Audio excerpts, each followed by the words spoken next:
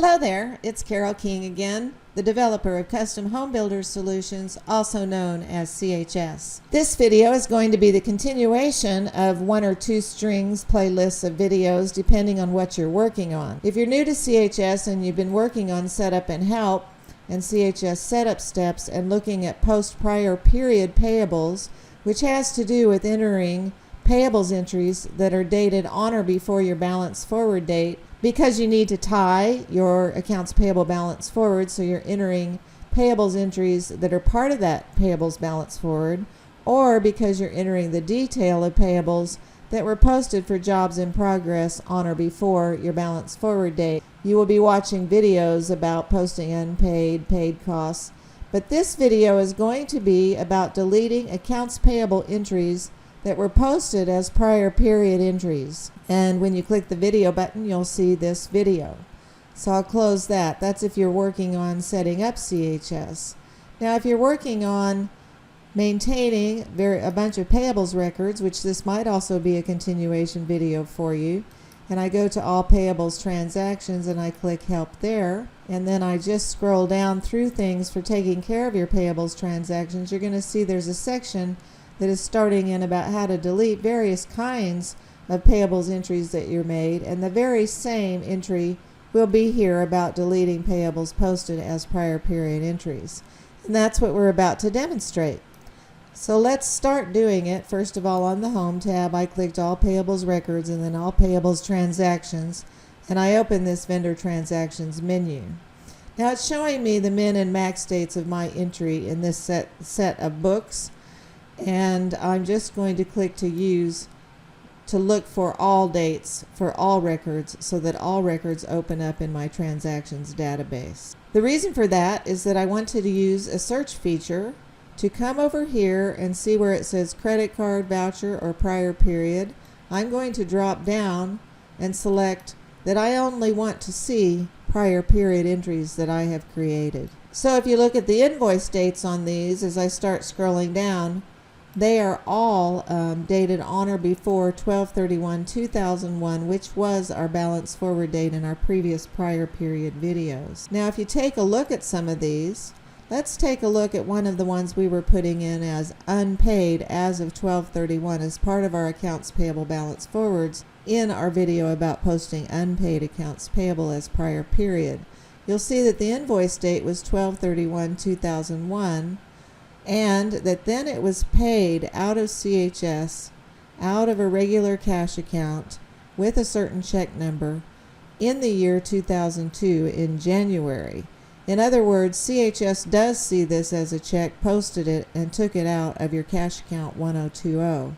Now notice most all of the rest of these were marked as paid, and that was when we were posting prior period entries to get job costs in for the detail behind the balance forwards, and so they all have this cash account 1090, which is actually sort of just like a clearing prior period cash account that always stays at zero, because these are not real checks out of CHS. This was just tick marked to show that these were things that were paid with a bunch of cost codes, so that you could end up, you see all these cost codes, with the detail of your job cost balance forwards. Please watch the prior period videos about those.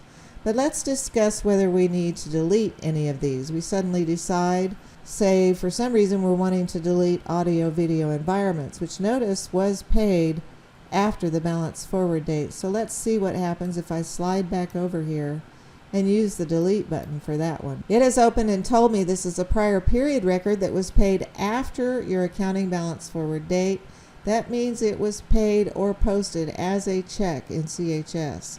Therefore, the check needs to be voided before the prior period record can be deleted.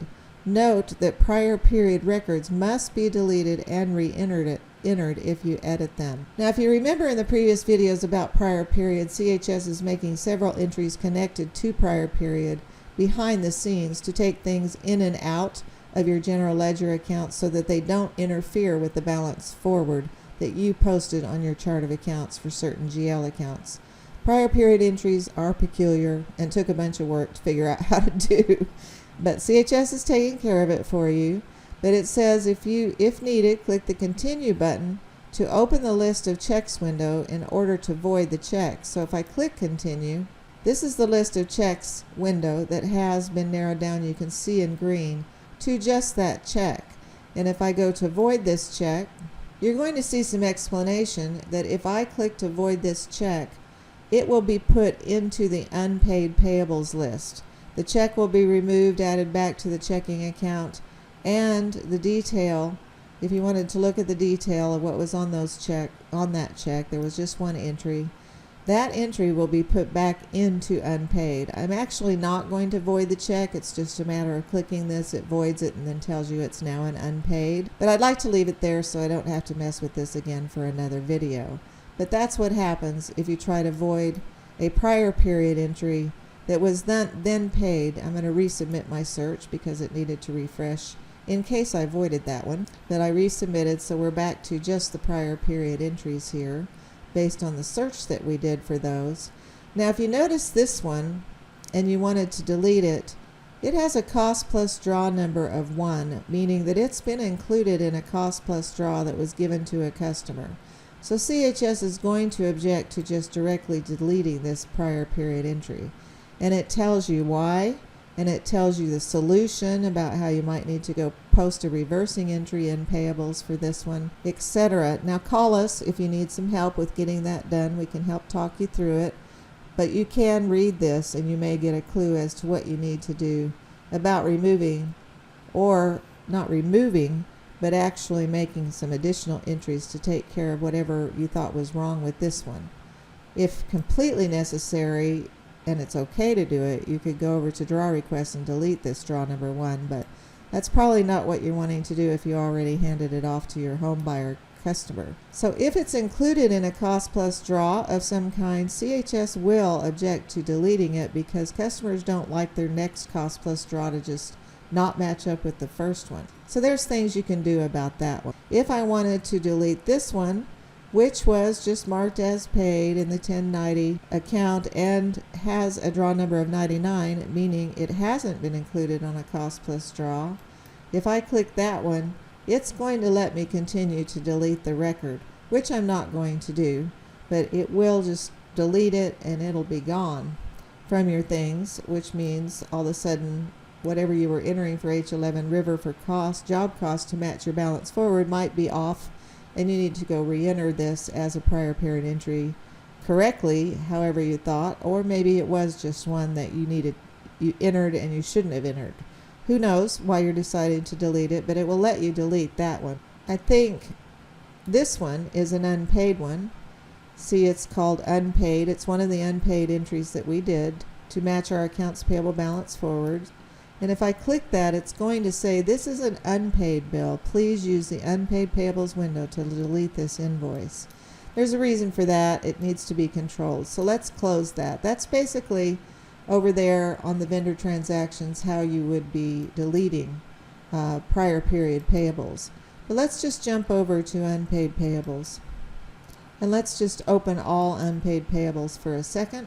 And I'd like to show you how you could just search for any that were entered on or before your balance date of 12/31/2001 and submit the search. And it really should only be prior period entries if it's on or before that date. So if it's here, it's unpaid, and it's right here, you can click the delete button over here on unpaid payables, and it will let you continue to delete the record. If I did click that button, which I won't because I don't want to get rid of my demo records, it's just going to take it away, and it will put either over on that vendor transaction side, the full transactions, or this unpaid side. It's going to make an audit record about having deleted this record and show that who deleted it and at what date they decided to delete it. So you don't get to just get away with randomly deleting without somebody knowing who did it in an audit record. I think I was deleting some for demos earlier, but entry deleted for audio, video, and stuff so that I could redo them for the demo. And you can see the time and date, who deleted it. I'm in here as demo 1, but you can see all the detail of the record before it was deleted, in case you need that information once it disappears.